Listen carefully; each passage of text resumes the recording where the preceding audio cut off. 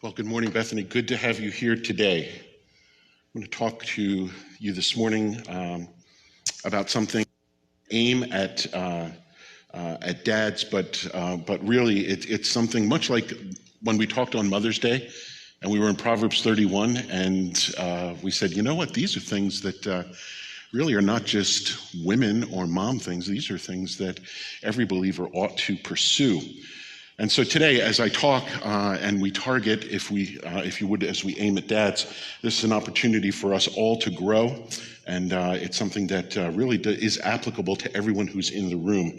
And so let me invite you to take out your message guide if you want to follow along in that way, and we encourage you to do that. There's a couple of blanks for you to fill in to kind of track with us, and you're going to notice that it says, there we go. I thought that the Kingdom Kids had already been dismissed. Kingdom Kids, go. Your teachers will meet you out there in the Commons, and you can head downstairs. But you'll notice that I've called the message today The Gift of Faith, and we're in the midst of a series on spiritual gifts. And while there is, if you would, a gift of faith, that God does enable those of us who have great faith to have even greater faith to believe God for greater things. I'm not specifically talking about a spiritual gift today. I'm talking about something in terms of a gift that you would give someone else. I was thinking, what are Father's Day gifts that we might traditionally receive? I don't think you can give ties anymore, because I'm not sure that there's even anyone in this room that's wearing a tie. Is there anyone in this room that's wearing a tie this morning? Don't be shy. Really? Is there anyone? No, we're all pretty casual today, and that's good. We can't really give ties. Maybe, Father's Day is a sock holiday, you just get some socks, kind of thing. Watches. Oh, watches, that's good. That's a good one. There. What was that? T-shirts. Yeah, it's kind of just a very staple. It covers the staples, that you just kind of, things you need to have. But I'm going to talk about a different kind of gift today. And it's a gift that allows us, as we've been talking about our theme for the year, magnified. It allows us to magnify Christ and to allow people to see Christ in us. And so it fits right in with where we've been going. But we want to talk today about the gift of faith. The gift of faith. About giving the gift of faith to our family, to our children, to our friends, to our neighbors, to our church brothers and sisters, to those that we meet along the way. So I'm going to talk about that today and kind of unpack that a little bit from a familiar story from Daniel chapter 3. So if you'd like to follow along, you can do that, and you can use the message guide if you would like to, or you can take a copy of the Bible that's there in front of you, and you can follow along in there, page 782, if you would like. What's going on in the world, and I kind of alluded to this when we were recognizing dads, with what's going on in our world with regard to men and with regard to dads is pretty alarming. And also what's going on with regard to the issues of our faith and the passing on of our faith are also quite alarming. Let me share a couple of statistics with you. 7 in 10 Protestants age 18 to 30, both evangelical, what we would call, and mainline, who went to church regularly in high school or up through high school, said they quit attending by age 23. And that was a survey done by Lifeway Research, the Southern Baptists. And 34% of those who said they had not returned, even sporadically, by the age of 30. So essentially, if you look at the statistics, and I admit you can take statistics and kind of do what you want, in the day that they're doing this study, approximately 25% of the people who are in the 18 to 30 age group never returned to the church. It used to be that a young person, they would go off to college and they would have a season where they might walk away. They might not attend church regularly. They might not attend at all. But when they came back to them having a family, when they, got married and had children, they said, wow, you know what? Church was really important for me when I was growing up. We need to get our kids to church, and they kind of go back to church.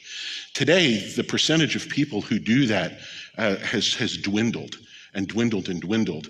And so some people say it can be as few as 15% of people in that age group actually return in any meaningful way to the church. And that's staggering. That should be scary for us. And so we want to think about, how do we continue to minister? How do we reach out to that age group?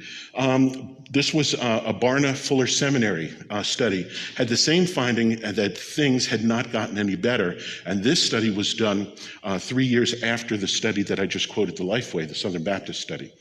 Why is this? Why is there such a problem in this area? Why has this problem developed? And so I want to share two ideas with you in terms of why this happens. And I think these might be the two largest problems or items that play into this. And the first is the relevance of our faith. The relevance of our faith. In many ways, people don't see our faith as relevant. And I think you understand what the whole idea of relevance means. It means it really doesn't apply, it doesn't fit, it doesn't make a difference in our world or in my living. That our faith and faith itself doesn't fix the problems, it doesn't address the problems, today's problems. And this really is an issue that we have to address. You can approach scriptural things in two ways. You can approach them from the perspective and say, here's a problem and here's how Jesus meets it. Or you can say, if you're already sold on Jesus, you can start with Jesus and show how Jesus applies to different things.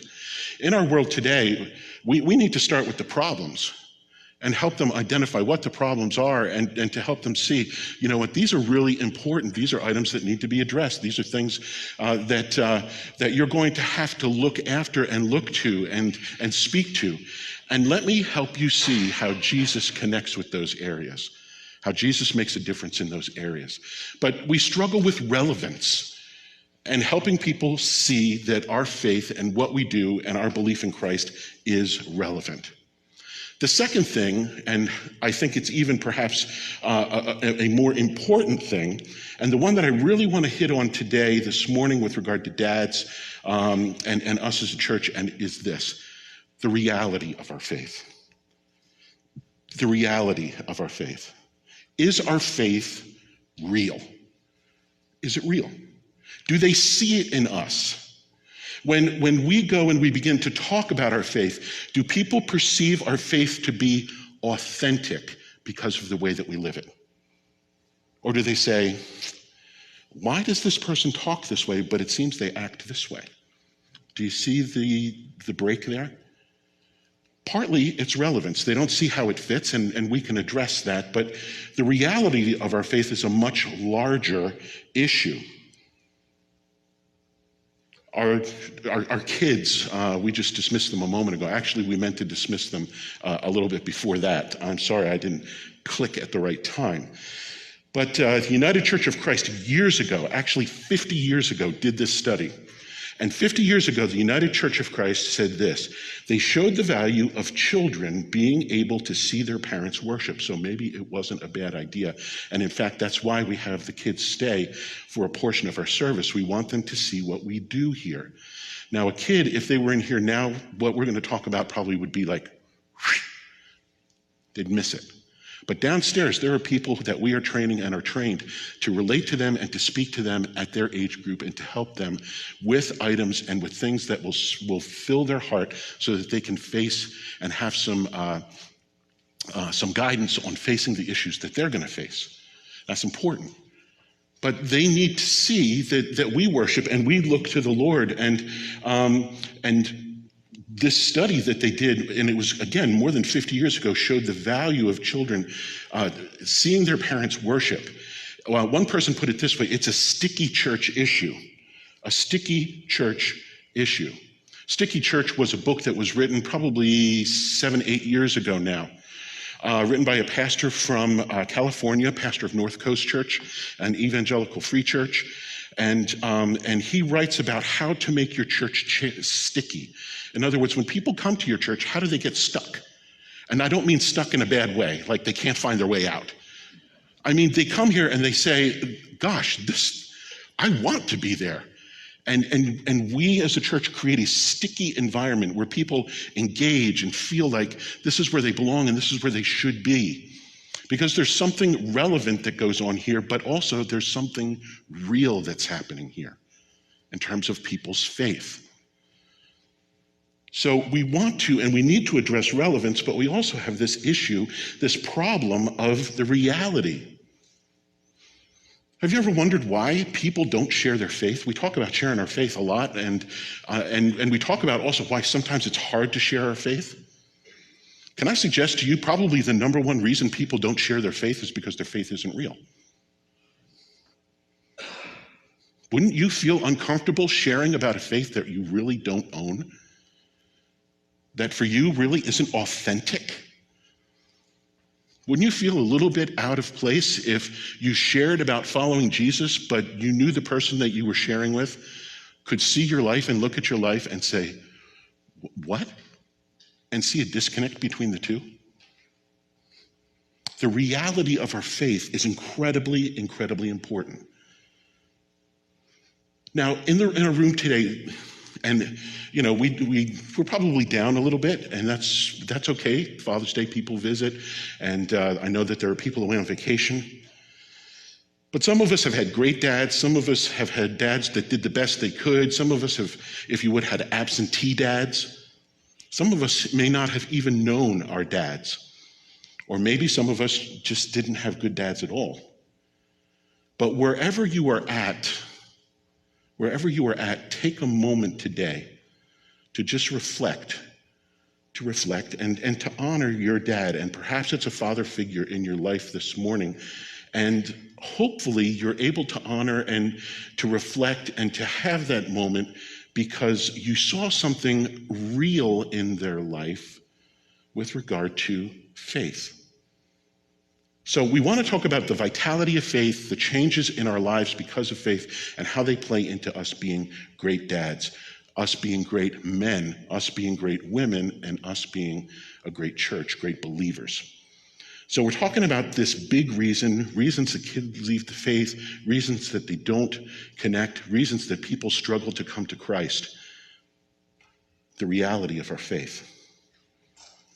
So let's take a look, and we're in Daniel chapter 3 today, and I want to share from the story in Daniel 3 of Shadrach, Meshach, and Abednego. Do you remember that? There was a kids musical that was written a number of years ago about Shadrach, Meshach, and Abednego, 3 young kids who lived a long time ago, and the show goes on like that, and it tells, Shadrach, what kind of name is that? Meshach, who has a name like that? Shadrach, Meshach, Abednego, oh. So we're going to look at these 3 guys today from Daniel chapter 3. And I want us to see a lesson about faith today. And I want you to follow along. We're going to actually go through the whole chapter. But we're actually going to make only one point from all of the verses. And so it's a little bit different today. That's okay. It's Father's Day. Let's take a look. Nebuchadnezzar, the king, made an image of gold, whose height was 60 cubits and its width 6 cubits. He set it up in the plain of Dura in the province of Babylon. And King Nebuchadnezzar sent word to gather together the satraps, the administrators, the governors, the counselors, the treasurers, the judges, the magistrates, and all the officials of the provinces to come to the dedication of the image which King Nebuchadnezzar had set up. So the satraps, the administrators, the governors, the counselors, the treasurers, the judges, the magistrates, and all the officials of the provinces gathered together for the dedication of the image that King Nebuchadnezzar had set up. And they stood before the image that Nebuchadnezzar had set up. Now, this king of Babylon, King Nebuchadnezzar, he is not a nice guy. He is a bad man. He's a bad man. King Nebuchadnezzar is the one that led the God's people into what was called the Babylonian captivity. And so he had just conquered Judah. He had taken the best and the brightest of the young men and the people of God, and he had brought them into his kingdom, brought them captive, and he essentially makes them part of, for lack of a better word, a brainwashing campaign. So he brings these young lives, these young people into his country, and he sets them up, and he gives them new names. He takes away the names that their parents had given them, and he teaches them to eat different food.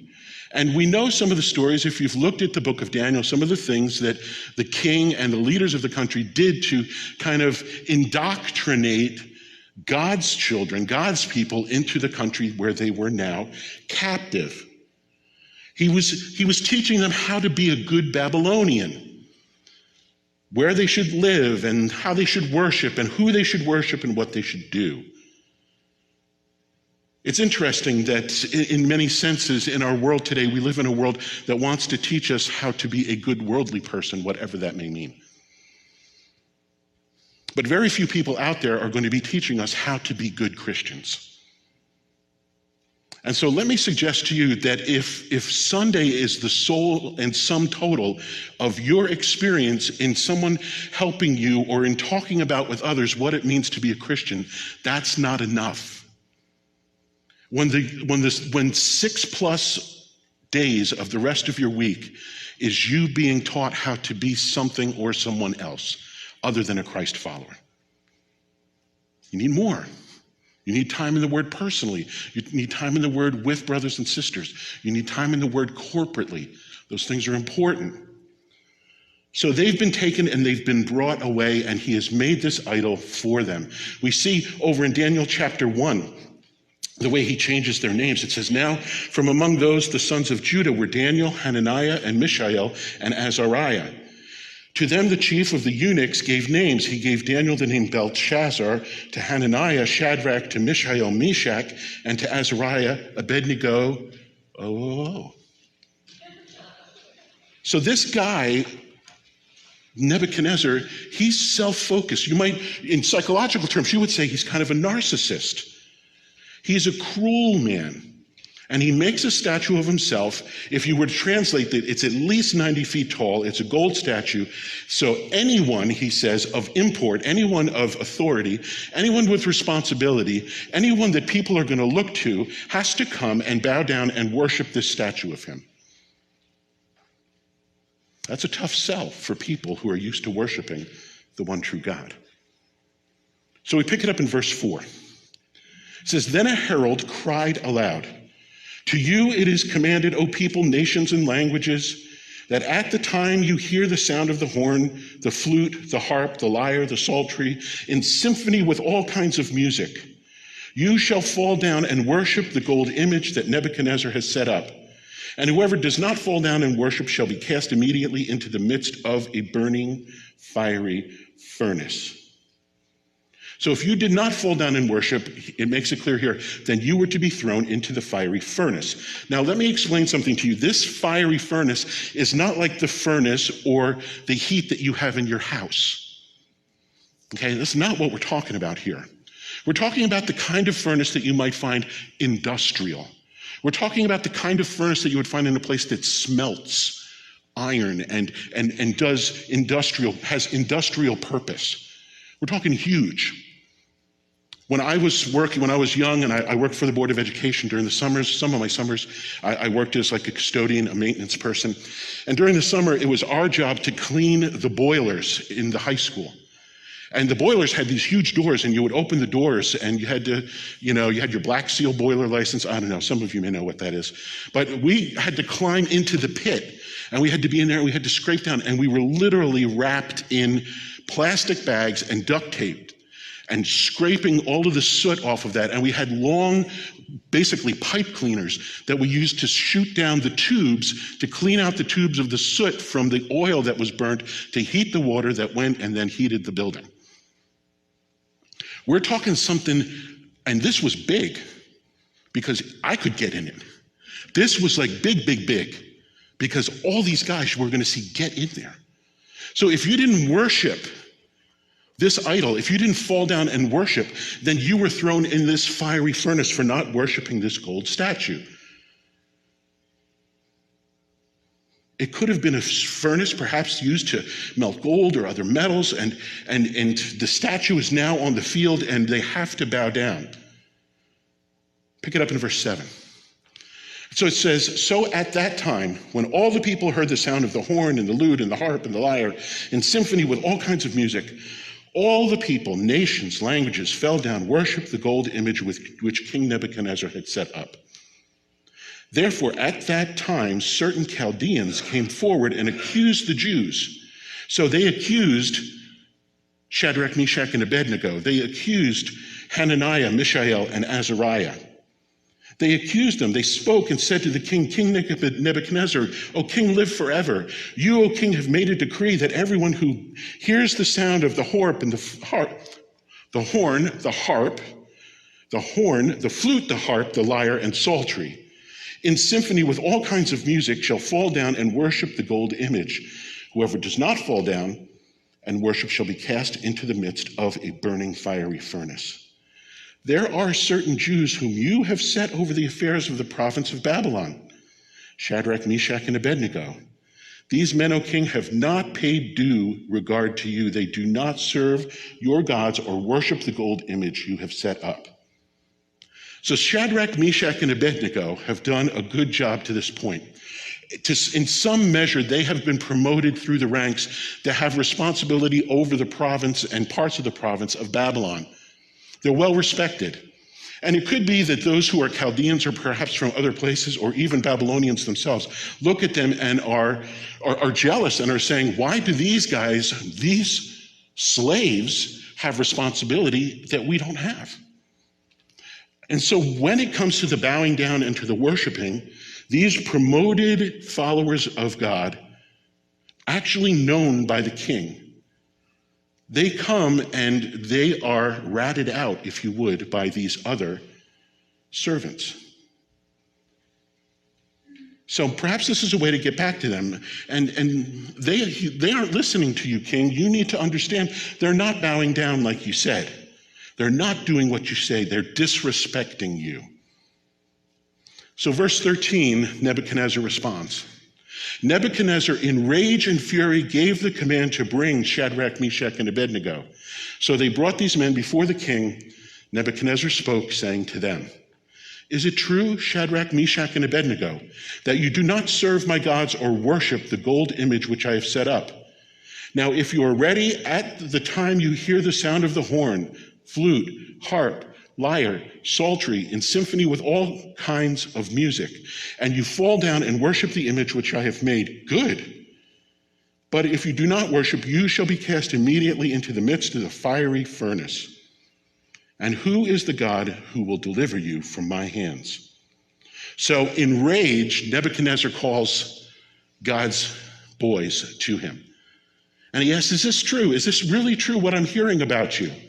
You don't worship my God when you hear the music? You don't bow down? Do you understand that if you don't do this, you're going to be cast into the fiery furnace? What God is going to save you from me? What would it be like to be in their situation? Imagine what it would be like to be a captive in a foreign land, a young man, a younger man. We don't know exactly how long at this point they've been there, but they've been long enough to understand how things work there. It's clear to them what the rules are with regard to this worship and bowing down. What do you do? How do you handle that situation? Let me suggest to you that if you waited for this situation to happen to make a decision about what you would do, you likely would fail. You see, because success in situations where we are put to the test are won long before the test ever happens. They're won long before the situation unfolds. You see, it's all of the stuff that happened before that that goes into being successful at that moment when the question is called for. So we have these men there, and these Jews, and I would venture to say, I'm sure that there were Jews who were down on the plain with the idol, who were worshiping that idol and bowing down. I'm sure that there were God's people down there worshiping when the harp and the flute and the lute and the lyre and all of these things and the minstrel music and the sounds of the symphony went off, they just started bowing down. I'm sure. They probably had reasons like this: I can't die. What's going to happen to my family? They probably had reasons like this: who's going to teach people about the one true God if I'm not here? They're probably saying, you know what, I really don't want to die. I'm sure God will understand. I'm sure that God will forgive me even if I do this. But for Shadrach, Meshach, and Abednego, the battle was won long before that, because they had already determined that they were going to follow God. So at some point, I believe Shadrach, Meshach, and Abednego decided that their lives would be only about worshiping God and living for him. Well, what they do doesn't please Nebuchadnezzar. The fact that they didn't worship didn't please him, and he wants to know who this God is that's going to save them. And so in 16, this is what Shadrach, Meshach, and Abednego say. They answered and said to the king, "O Nebuchadnezzar, we have no need to answer you in this matter. If that is the case, our God whom we serve is able to deliver us from the burning fiery furnace, and he will deliver us from your hand, O king." He says what? They say, we don't have to answer you. We don't owe you an explanation. We don't have to say, we have nothing to say here. We only have to answer to God. We don't work for you, we belong and we work ultimately for God. And we know that he's able to save us. They probably were able to look back on times when as God's people, God had provided for them. If you look back before Daniel and you look back into the history of God's people, over and over and over again, you see God intercede on the behalf of God's people and provide for them. When they're trying to get out of Egypt and they're slaves, what does God do? He sends Moses, he sends Aaron, he sends the plagues, and he delivers them. When the Egyptians come after them and they're up against the sea and there's nowhere for them to go and they're going to be slaughtered, what does God do? God provides for them. The sea opens and they go across on dry land. We see over and over again that in their history, God met them and provided for them in the midst of the challenge. Let me ask you this. When the question comes and when things are tough and when there is a choice to be made, first, have you worked it through long before you ever got there? But second, in that moment, and perhaps even today, take some time this afternoon and think through how God has met you in the past. The situations where you didn't know what was going to happen and how this was going to work out and what was going to unfold and any of this, and God showed up, and he showed up in a big way, and he delivered you, he provided for you, he spoke to your heart, and maybe it wasn't even in a big way. Let's not forget the small things. Isn't it nice to have the small things of being able to flip a switch and the lights come on?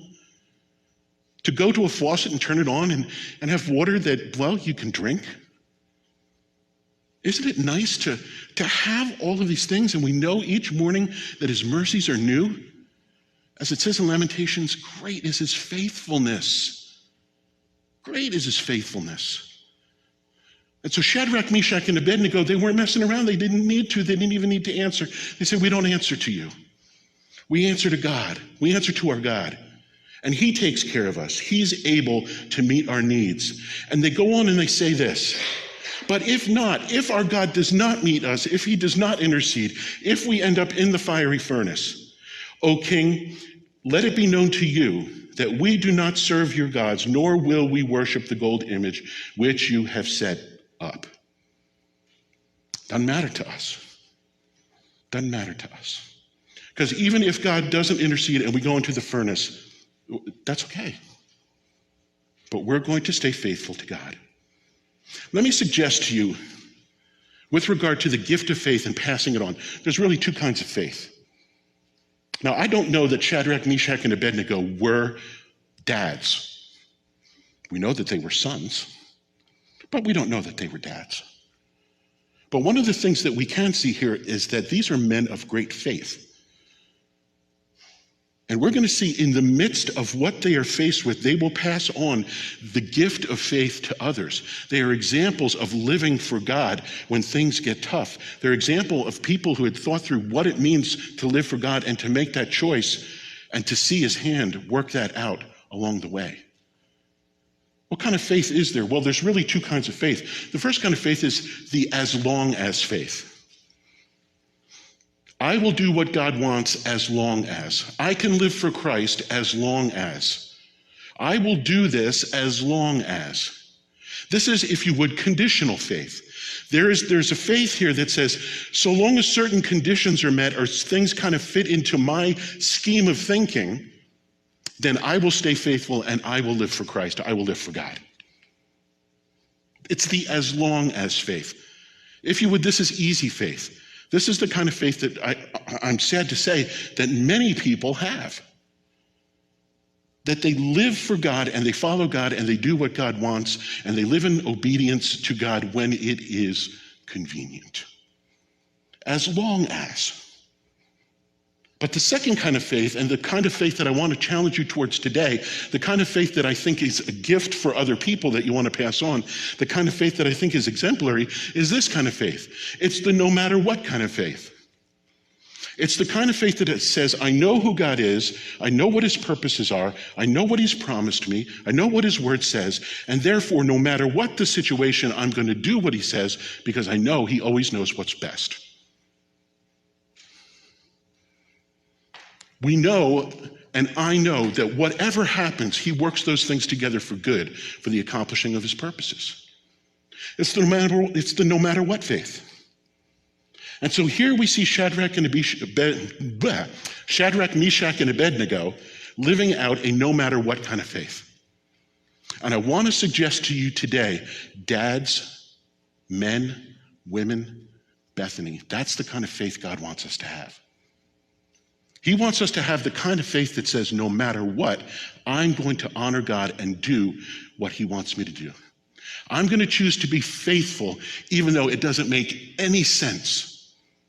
I'm going to choose to do what God wants even though I may have a scheme or a plan or an idea that I think may be a better idea. And how many of us would be honest enough to say they haven't had a better idea than God?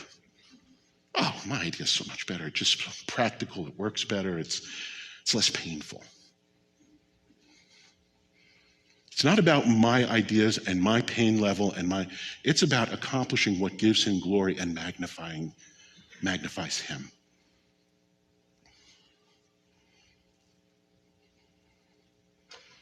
So here's our transforming truth for today. We're going to grab it right from here. And it's this: when it comes to the question of faithfulness, it is never about what we are being asked to do, but who is doing the asking. It's never about what we're being asked to do. It's not about what we're being put through. It's not about the circumstance we're facing. It's about the one who walks with us through that. It's about what he has told us to do in the midst of those kinds of challenges or struggles. That's what it's about. We can focus on the issues of the convenience and whether that's not it. It's the issue of following the example and being true to what God has for us to do. It's not about the what, it's about the who is with us. Even when it doesn't make sense. We want to see a compelling faith, a growing faith. A faith that's alive, a faith that makes a difference, a faith that's exemplary, a faith that is a gift to our children, to our families, to our church friends, brothers and sisters, to our community, indeed, to our world. So what happens? This is verse 19. Nebuchadnezzar was full of fury. He's now full of fury. And the expression on his face changed towards Shadrach, Meshach, and Abednego. He spoke and commanded that they heat the furnace 7 times more than it was usually heated. And he commanded certain mighty men of valor who were in his army to bind Shadrach, Meshach, and Abednego, cast them into the burning fiery furnace. Then these men were bound in their coats, their trousers, their turbans, their other garments. They were cast into the midst of the burning fiery furnace. It's interesting, if you study what he's saying here and what's being told to us, it says that Nebuchadnezzar was full of fury. If you translate it literally, this is what it means. He was purple with rage. He was torqued, ticked. He was more than upset. I don't know, I've seen people get red-throated. I've never seen anybody turn purple. Nebuchadnezzar was purple with rage. He was so upset. He was so angry with them. Heat that boy 7 times hotter than it's supposed to be. Melt the thing down and throw these guys in there. That's his thought. The countenance of his face, the expression of his face, his visage turned against them.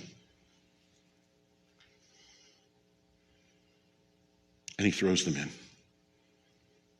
We know from what Shadrach, Meshach, and Abednego tell us, they say, you know what, if it ended just being thrown in there, then that's okay, because God's still good. Doesn't change the story. They were faithful. If they don't make it, Nebuchadnezzar still goes home saying, well, what was that? But he saw an example of real faith. Shadrach, Meshach, and Abednego did not have a promise that God would meet them, but here's what happened. Therefore, verse 22, because the king's command was urgent, the furnace exceedingly hot, the flame of the fire killed those men who took up Shadrach, Meshach, and Abednego. And these 3 men, Shadrach, Meshach, and Abednego, fell down bound into the midst of the burning fiery furnace.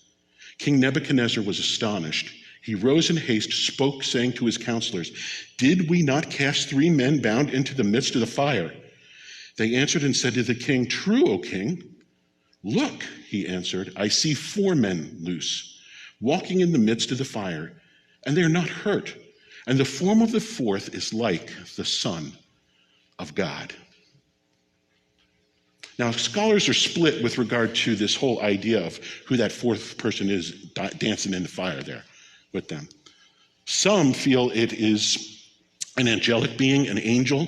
Some would call it a theophany. In other words, it is a pre-incarnate appearance of Jesus. I tend to think that Jesus met them in the fire and rewarded their faithfulness with his presence. And so they are free in the fire, and they're it was interesting. I read one person said this: they were in the fire and they were cruising with Jesus. They were cruising with Jesus in the fire. 4 guys walking in the fire, and I can't help but wonder, what in the world was the conversation like? What did they talk about? What did they talk about in there? Guys, and one person put it this way, I have to admit, I just took this, hey guys, I'm Jesus. You don't know me, but you will. No, we know you. We knew you from the moment you came. And about that thing you just did, guys, good job. Good job. I love it. What do you think was happening in heaven when these guys stepped up in faith? I think heaven rejoiced that these guys stood up for their relationship with the Lord and were exemplifying great faith. The 4th is like the Son of God. And so here we go. It says, then Nebuchadnezzar went near the mouth of the burning fiery furnace. Obviously, he didn't go close enough because he didn't get consumed. And it says he spoke, saying, Shadrach, Meshach, and Abednego, servants of the Most High God, come out here. Shadrach, Meshach, and Abednego came from the midst of the fire. The satraps, administrators, governors, king's counselors, they gathered together. They saw these men on whose bodies the fire had no power. The hair of their head was not singed, nor were their garments affected. And I love this. This is just great. And the smell of fire was not on them. They didn't even smell sooty or dirty. Didn't smell that way. Nebuchadnezzar spoke, saying, blessed be the God of Shadrach, Meshach, and Abednego, who sent his angel and delivered his servants who trusted in him. And they have frustrated the king's word and yielded their bodies, that they should not serve nor worship any god except their own God. So he says, come on out, guys, come out, please. Come out of the furnace. And they don't have a hair out of place. They don't smell of smoke. Nothing. They're good. And it so influenced this pagan king that he brought praise to the one true God. Let me ask you this. Is your faith on a daily basis or in the midst of a challenge of such quality, of such a nature, that when people see it lived out, they turn to the Lord? When people see the way you respond in the midst of challenges, when they see the way that you live on a daily basis in the midst of whatever it is that you're doing, your comings and goings, just like it says, Matthew 28, go and make disciples. The idea is as you are going, in the midst of your comings and goings, in the midst of what you're doing, in the midst of your daily activities, make disciples. Lead people to love God and to embrace Jesus. Do people see that kind of faith in you? That's the kind of faith we want to pass on to our kids. Men, we want to live that out with our wives and in our families. Church, we want to see that become a reality so that when people walk through the doors here or we walk out the doors to out there, something happens because we carry with us a gift of faith. Not a convenient faith, but a real faith, a deep faith. That's what we want to see. And so it is, Nebuchadnezzar responds. He says, make a decree that any people, nation, or language which speaks anything amiss against the God of Shadrach, Meshach, and Abednego shall be cut in pieces. Well, I mean, he was trying to go in the right direction. All right? You can tell he's zooped up about it. All right? Cut them into pieces. And their houses shall be made an ash heap. Burn down their houses. Because there is no God that can deliver like this. And that's the $99,000 gift right there. Nebuchadnezzar looked and he says, there isn't any God like this. No God like this. And we want to live lives where people can say, you know what?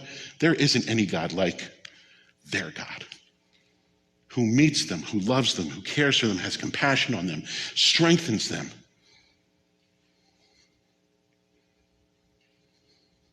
No other God like this. Then the king promoted Shadrach, Meshach, and Abednego in the province of Babylon. You know, we know that people are watching us. Our neighbors watch us, our friends watch us, our children watch us, our family members watch us. Of what sort is the faith that we have? Of what sort is that? Is it the worth gifting kind of sort? Or is it just a convenient as long as kind of sort? Is it the kind of faith that says, no matter what, I'm going to follow what God has for me? I hope so. How does that happen in our lives? The reason I had Wendy read from John 15 was the reason that, or the way that that happens in our lives and the way we develop that kind of faith, and this could be a message in and of itself, but I'm only just going to say this and then we're going to close. The way that that happens is by us learning to abide more and more in Christ. To hold on to him in a deeper and fuller way each and every day. To spend more time in his word along the way. So that we have a lamp for our feet and a light for our path, as the psalmist says. And so we want to develop that. This is John 15, 4 and 5. Abide in me, I in you, as the branch cannot bear fruit of itself unless it abides in the vine, neither can you unless you abide in me. What's he saying here? Unless you're abiding in me, you're not going to develop this faith. This abiding, enduring faith is not going to happen unless you abide in me. It cannot. Unless you abide in me. I am the vine, you are the branches. He who abides in me and I in him bears much fruit, for without me you can do nothing. You want to give away the gift of faith? You want to be somebody who shares that with your family, your friends, your neighbors, your kids, with whoever? Then you need to abide. You need to allow yourself to get connected in deeper and deeper ways. It's then that you will bear much fruit. It's then that you will see lives changed because of your life and the faith that you live. So dads, today, give the gift of faith. Develop your faith. Moms, men, women, families, brothers and sisters, my friends who are here today, develop your faith, grow in your faith, and share it with others.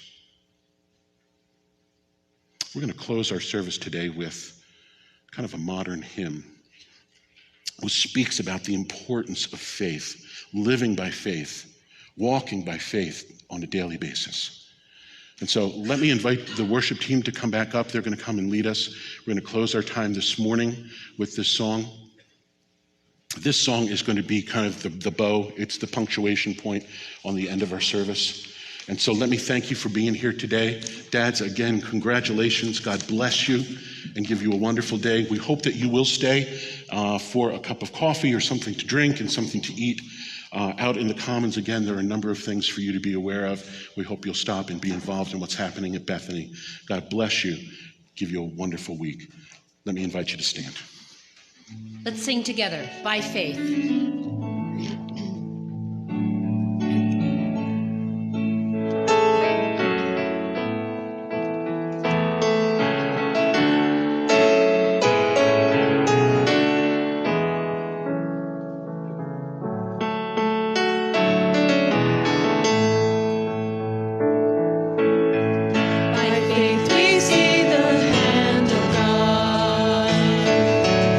The light of creation